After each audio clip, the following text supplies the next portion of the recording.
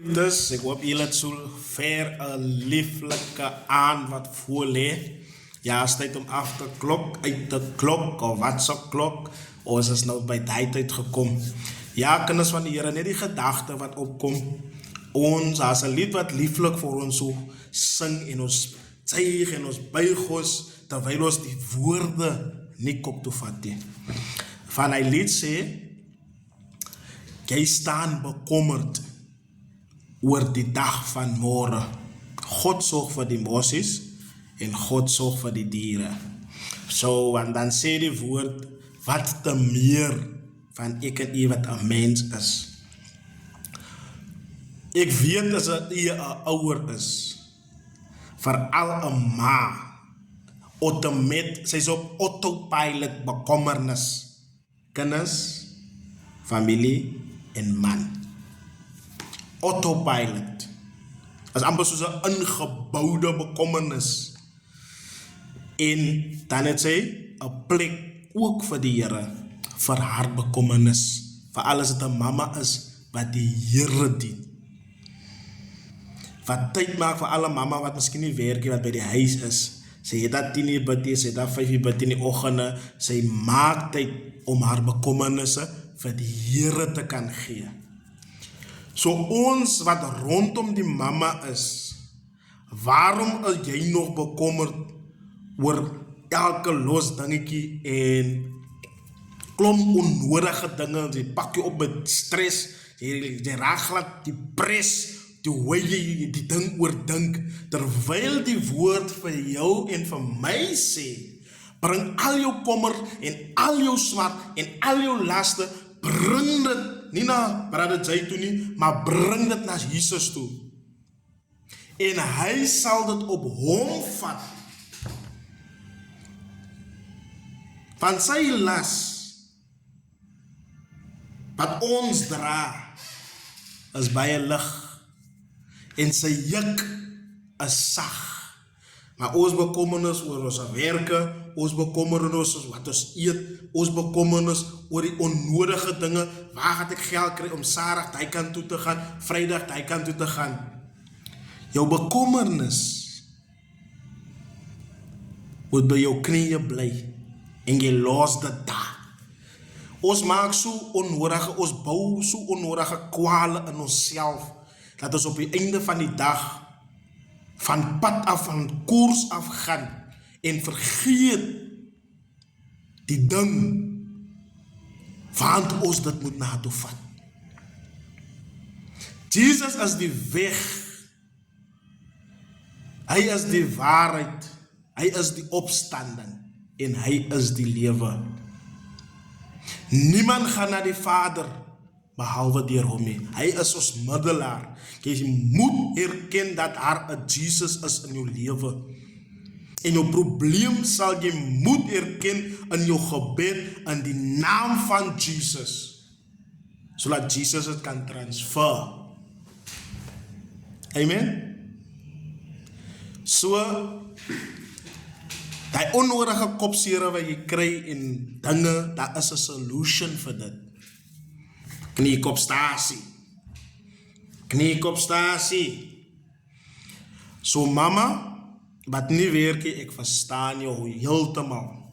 Ek verstaan, jy is die steunpilaar en ons vertrou die hele huis. U is die manager van die huis, alles rus op u. So dat is 'n autopilot dat u bekommer daaroor. En dankie dat u ook tyd maak om te bid en vir ons op te dra. Ons wat so onnodig, u sien dit. Dinge wat ek nie sien, u sien dit. Want u is 'n biddende mama. Ek wil julle bemoedig. Behoud dit wat julle het. Terwyl die duiwels ons aanval, die ons op werkplekke met magte en dinge. Ek betrap haar van physical mag. En siektes wat ons aanval, en self die geeste en die magte wat uitgestuur word, sodra jy instap by jou weg. Dis hoekom dit belangrik is om te bid, en dankie vir mamas, wat vir ons bid, terwyl ons in die vervoere inklim, en op die buste, en die watse community vervoere waar ons inklim, dat julle vir ons opdra. Dis hoekom ons veilig by ons werke uitkom. Die masjiene maak ons nie seer nie, niks maak ons seer nie. En ons kom in die ongelukkie van die gebed van daardie mama wat by die huis is. Dat dra ons in die Here se genade wat ons hou deur die gebed. So mamas, ek waardeer julle, biddende mamas, gees en in waarheid, wat nie haar probleme voorbid nie, maar bid vir ander mense probleme. En ek het 'n secret geleer in die lewe, los jou probleem, vergeet van jou probleem, jy hom eentjie gegee vir die Here, en bid vir ander mense probleme.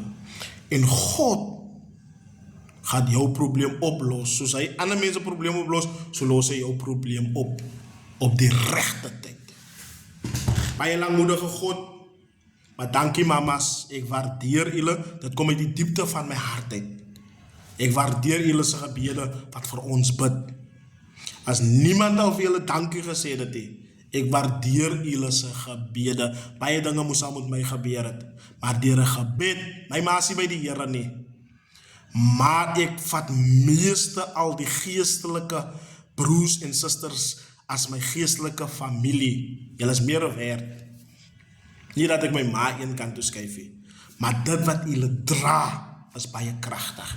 Wat my ma nie vir my kan doen is, sy is nog blind. Ons vertrou die Here dat God eendag haar oë ook sal oopmaak, dat sy sal sien dat sy het die Here ook nodig. So bid maar ook vir die ma van my, sodat die Here haar skille ook eendag sal afhaal. Maar ek waardeer julle opreg uit die diepte van my hart uit. Eerlik waar, ek is baie lief vir mamas wat bid. Ek het, toe ek in die Karoo gewees het, aan die Karoo is mos nie sommer werkie. Ek het geken van 10 uur bid hier. Dis amper soos 'n kerk. Sien jy, ek het dan bid. Die mamas kan bid. Die mamas kan bid, mense. Die mama, dis hoekom hulle het noem, dis 'n biduur. Nie op teekoekies, klaar gebid het, dan as jy klaar jou biduur gehou het, verkas, huis toe. Moenie na die biduur nog sit en klomp goedjies gesels, wat hier in die raamwerk is. Ja, as jy sit en jy drink tee, en jy gesels verder oor wat die Here geopenbaar en wat God besig is om te doen, baie gesonde gesels. Maar jy nog gaan praat van suster dinge se en dit en broer dit, gaan maar huis toe my dierbare. Van dan was jou 10 uur biduur, beteken dit niks nie. Jy kom met 'n magtige diens uit, maar nou sit en koekie jy en gesels van ander dierbares. So zodra jy jou 10 uur biduur, gaan maar huis toe en gaan bid verder by die huis. Vir ons wat nog moet weer terugkom. Maar soos ek sê, ek waardeer 'n mama uit die diepte van my hart uit. Want as deur 'n mama wat ek vandag hier sit, as deur 'n mama se gebed wat nie my ma is nie, wat ek vandag hier sit, toe die mense hulle deure toekap vir my, toe is dit 'n mama wat my vat en vir my sit maak en saam met my gesels, dit is die lewe my kind, nie is my ma nie, en vir my die pad wys, God se genade. Dis hoekom ek het baie lief vir mamas, vir alle wat biddend is. Ek is baie lief, en 'n mama se kos maak baie lekker wat biddend is. Daar's net something, 'n evangelische spice wat daar aangesit is. Die waar laat ek verder gaan, julle moet 'n lieflike dag hê, die Here seën, amen nie.